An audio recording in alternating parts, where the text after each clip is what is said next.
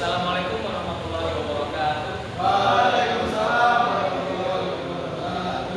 Selamat sore dan salam sejahtera bagi kita semua yang hadir pada hari ini. Puji syukur kehadirat Allah Subhanahu wa taala atas karunia nikmat dan hidayahnya sehingga kita dapat berkumpul pada masjid yang tercinta kita ini untuk mendengarkan materi pidato yang akan saya sampaikan.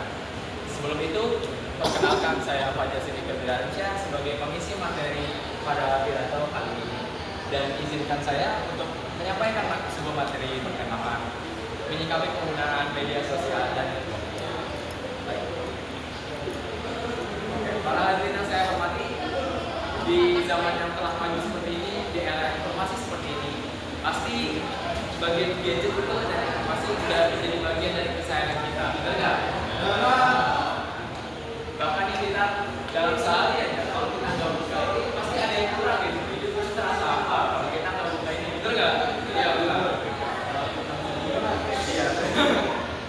Oke. Selain itu pasti banyak fungsi dong, banyak fungsi dan manfaat juga yang sering kita pakai sehari-hari dan kita mungkin ya jarang menghiraukan apa aja sih fungsinya.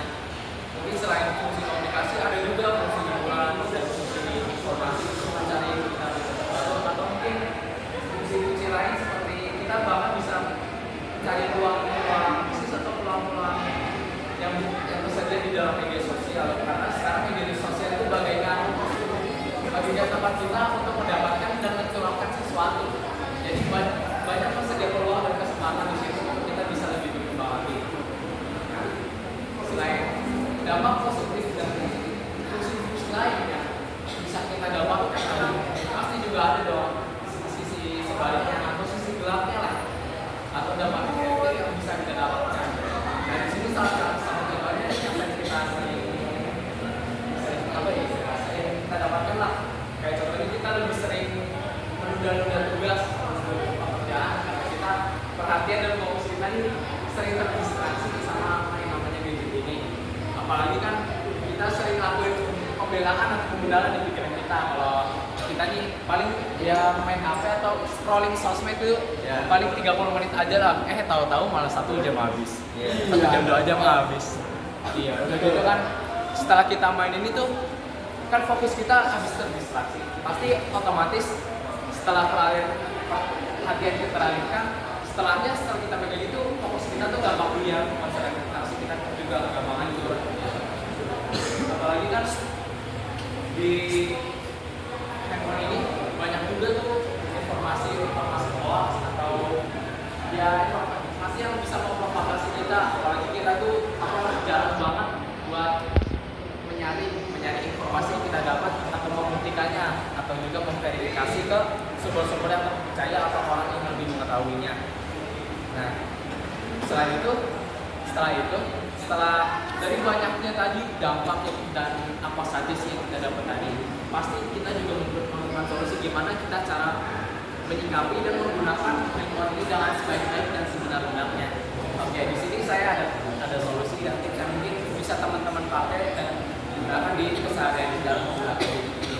Yang pertama, kita pasti harus membatasi waktu penggunaan gadget ini karena cara kita buat bertahan, cara kita mempertahankan kesehatan pikiran kita di era informasi dan teknologi ini justru dengan membatasi penggunaan teknologinya. Kita bisa menggunakan time blocking atau kita bisa memonitoring istilahnya time screening waktu kita melihat layar HP ini selama beberapa jam. Jadi kita juga ada waktunya buat main HP dan juga waktunya kita buat mengerjakan hal-hal yang lebih bermanfaat. Contohnya kita bisa menjalankan hobi kita, menyelesaikan tugas-tugas yang tertunda, membuat jadwal tugas yang akan kita kerjakan dan yang suatu hari nanti mungkin baru kita sempatkan untuk dilakukan.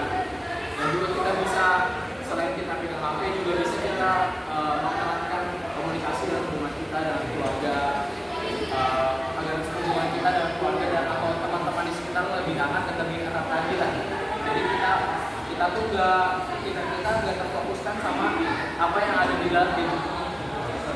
Oke, yang kedua di sini ada kita wajib nih kalau kita dapat informasi atau berita itu kita harus kritis sebelum kita tuh mencerna dan menyebarkannya ke orang lain. Apalagi kan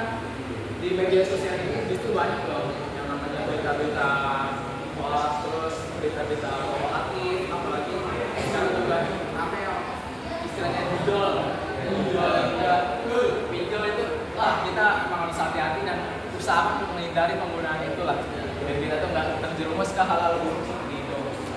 Nah, selanjutnya terakhir kita bisa juga nih menjaga kesehatan mata kita, karena kan kita juga pasti ya melihat ini kesehatan mata kita otomatis kan selalu digunakan ya. Kita bisa kita bisa menjaga kesehatan mata kita dengan kita keluar rumah, kurangi penggunaan HP, kita bisa olahraga keluar, melihat sesuatu yang hijau kayak pohon-pohon atau taman-taman atau hutan, atau bisa juga membaca buku atau juga ikut hadir dalam pidato materi kan. Itu juga sebenarnya bagian dari hal yang bermanfaat untuk kita bisa membatasi penggunaan ini. Selain itu kan kita juga dapat ilmu yang lumayan bisa kita pakai untuk keseharian kita. Oke, baik, mungkin bisa saya simpulkan apabila kita di sini bisa bijak menggunakan media sosial dengan sebaik-baiknya, kita dapat mengambil dan memperoleh banyak manfaat dan positif dari gadget ini. Dan juga kita juga tidak cemas apabila kita hidup berdampingan dengan gadget di era teknologi ini tanpa kita harus mengalami ketergantungan atau bahkan kecanduan. Oke, mungkin semoga dengan materi yang pidato yang singkat ini bisa memberikan banyak manfaat dan membuat kita ini lebih bertanggung jawab dan lebih cerdas lagi dalam menggunakan handphone ini. Baik, sekian dari saya.